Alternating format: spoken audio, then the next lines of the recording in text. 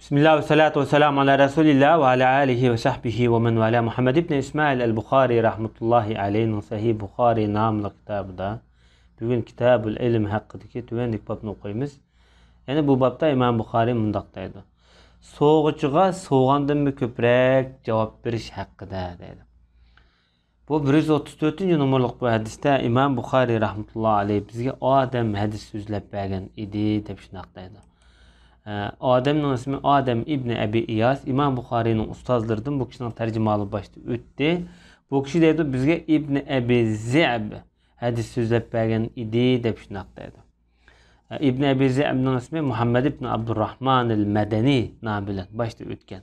Bu kişi Nafi'den, Nafi Abdullah İbni Ömer'den. Bu asasen bu ravilarının hemmisini tercümalı ötken de. Hem şundaqla Zühri'den, Zühri Salim'den, İbn Ömer'den. Bu yani iki noktadan rivayet kılınan hadis. Yani bunların hemisi nemege kaytıdı. Abdullah İbn Ömer'e kaytıdı. Ondaqda bu hadisni İbn Ebi Zi'b Nafi'den mi bir yoldan rivayet kılgan? Yani birisi Salim'den, Zühri arkalık Salim'den bu yani bir yolda rivayet kılgan. Ondaqda bu bir yerde iki isnadlık hadisni orlaştırıp bir rivayet kılvadı İmam Bukhari rahmetullahi aleyh. Ondaqda sözümüzge qaytıp gelsek Abdullah ibn Ömer şundaqdaydı. Peygamber sallallahu aleyhi ve sellem bir rivayet kıldı. Bir adam Cenab-ı Resulullah'dan soraptı da ihram bağlı adam qandaq kiyimlerini kiysi boldu. Nemi kiydi o dep. Hem de her qanday ibadetninki ma'lum bir xaslık boludu. Ama hac ibadetninki xaslığı kiyim bilen bekrek gevdilindi.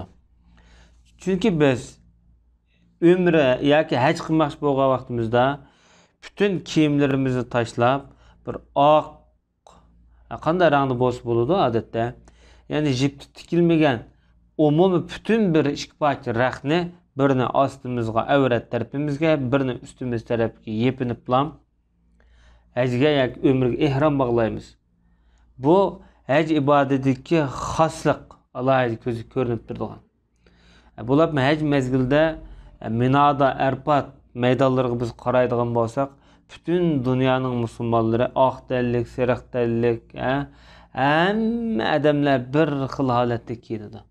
Bu nima simvol qilingan degan vaqtida, bu insonlarning hammasining Xudoning huzurida barobar ekanligini bildirdi. Chunki bu hajda nurg'un davlatlarning, musulmon davlatlarniki zontonları boldu, vazirleri boldu, askeri qo'mondonlar boldu, nurg'un sanğullu boldu deganda.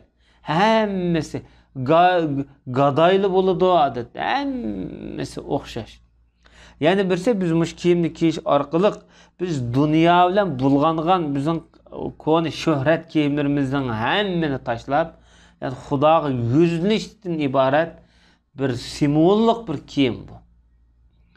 Undaqda Peygamber aleyhissalatu vesselam cevap verip mundaq depdi. Kuynek giymeydi o deydi. Kuynek. Adette biz bunda küngen küynekli var mesela uzunma Araplarınki. Qanday kuynek bolsun? Bunu giymeydi o deydi. Böyle pişip tikilgen kiyimlerdi. Selle giymeydi o deydi. Çünkü baş yalamaç taktırdı. Selle Araplarının tacı dep meşhur gep ba. Bu Araplarının enenevi kon adetlerinden biri. Sellik giyiş. Hatta mışnım keymeydi o deydi. Vele saravile. Saravile diyen de küser dep ağan ulemalar. Yani küser keymeydi o deydi. Velel burnus deydi. Burnus diyen çoğun bir tonu var, posmusu var ton. Burunqı zahitla kiydiğen. Posmusun beşiği gögepli göp uxlaydiğen bir kiyimler burunqı. Bunu keymeydi o deydi. Yani ondan başka yani veresti boyalgan kiyimni giymeydi o dedi. Verestigen fakat dünyada Yemen'den çıkıdığan bir xil ösümlük, sariq bir ösümlük bulup bununla aynı vaqtlarda kiyimlerini boyaydı. Yemen Araplarının içinde ezelden medeniyetlik, hüner kesipken ait mahir bir jüt demdi. Bütün Arap yerim arlarınki aynı vaqtdaki kiyim keçek teminatını Yemen teminleydi. Onun da karşı Mısır, Rim, ma taraflı teminleydi. Bana şu Yemen'den de çıkıdığan muşu ösümlükte boyalgan bu kiyimlerini giymeydi. Bu adamın gözünü celep kıldığan bir xil sırık kiyim bu. Yani biri zapranda boyalgan. Bu nemişki bu iki nersini bir yerde xaslaştırıp koyduğu diye vaxtada bu nersiler şu vaxtada xuşpurak ornada işletildiğin boyakla.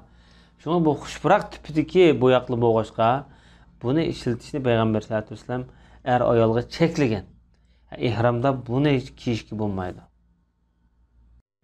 Nemişki bunda kiyimlerini bir yerde çekligen diye vaxtada İmam-ül Ayni Umdetul Qari namlı kitabında bu vaxtda ulamalarning turli hikmetlerini bayan qilib kelib Müslüman adam mush hech kiyimini kiygan vaqtida oxiratga eslatib turadigan, oxiratni eslatib turadigan, zoitlikqa yaqin bo'lgan, o'zini ayeti töven, miskin ko'rsatadigan kiyimlarni kiygani yaxshi.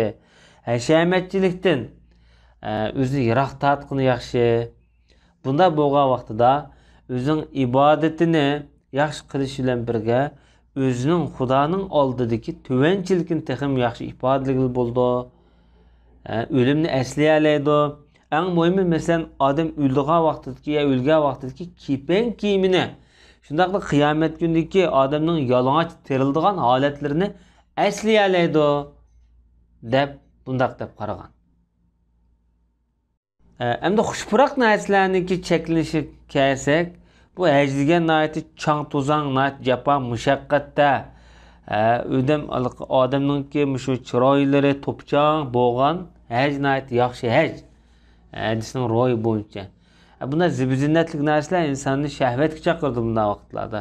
Shunga bu yerda hamda o'zini umumyuzlik bu shu hashamatchilikka so'ragan har qanday avvallardan holatlardan o'zini yiroq qilgan yaxshi deb qaragan. Hamda bir adam oyoq topolmabdi. Sapmikash hamda ayni vaqtdagi kiyildigan arablarning hamda o'shiqdan tuvan bo'ladi.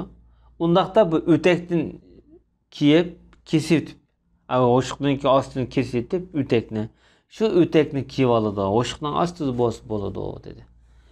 Buni Payg'ambar sollallohu alayhi vasallamniki shu haj ibodatida qilish tegishli muhim bo'lgan avvallarni Peygamber sallallahu aleyhi ve sellem bir yerde söz bayan qilib turibdi. So'g'a adam bir savol sorsa Rasululloh bu yerda bir necha javoblarni berish bilan birga uning qartamida cheklimlarni Peygamber sallallahu aleyhi ve sellem bayan qilyapti. Mush hadislar bilan hamda eng oxirgi hadis shu Kitabul Ilmga munosabatlik umumiy mayli sanatlik, mayli sanatsiz bo'lsin. Bu 102 dona hadis, ba'zi sanatlar rivoyat qilingan, ba'zi sanatsiz rivoyat qilingan. Yani muallaq hadisler var, mutabiat hadisleri var, mesela ergeç mukarakterlik. Şunda qilib mana Kitabul Ilm Sahih Buxoriyda Kitabul Ilm muşna olan biz tügetdik. Allah Subhanahu ve Taala'ga ayeti köp hamd sana etimiz. Allah'nınki bizni qo'llashi, Allah'ның bizga bo'lgan bir e'tibor, fazli bo'lmagan bo'lsa, bunu biz tüktüp bulamaydik. Allah'a ayet cheksiz hamd sanolar bo'lsin.